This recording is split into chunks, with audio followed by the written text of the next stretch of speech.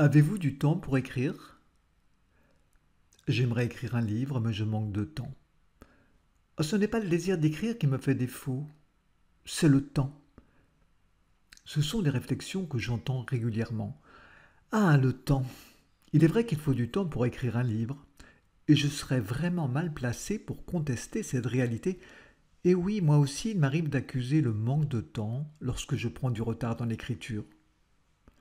Alors certes, le temps on le trouve toujours lorsqu'on est confronté à une nécessité. Par exemple, si vous avez une famille, vous devez préparer chaque jour des repas pour vos enfants. Vous n'avez pas le choix de faire autrement. Cela s'impose à vous.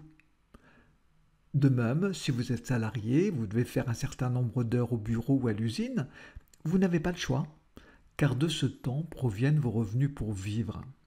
Finalement, trouver du temps pour écrire son histoire, ne serait-ce pas avant tout une question de choix? Si vous avez le désir d'écrire un livre pour raconter votre histoire, il n'y a rien de vital pour la vie de tous les jours. Rien ne vous y oblige, du moins dans l'immédiat. Ni vos enfants, ni vous n'allez mourir de faim. Si vous n'écrivez pas de livre, personne ne vous en fera le reproche. Autrement dit, le temps que vous trouverez pour écrire votre histoire viendra essentiellement du degré de votre motivation. Il viendra du plus profond de vous. Et oui, finalement, tout est une question de priorité. Écrire votre histoire dans un livre, d'ailleurs, est-ce une priorité pour vous?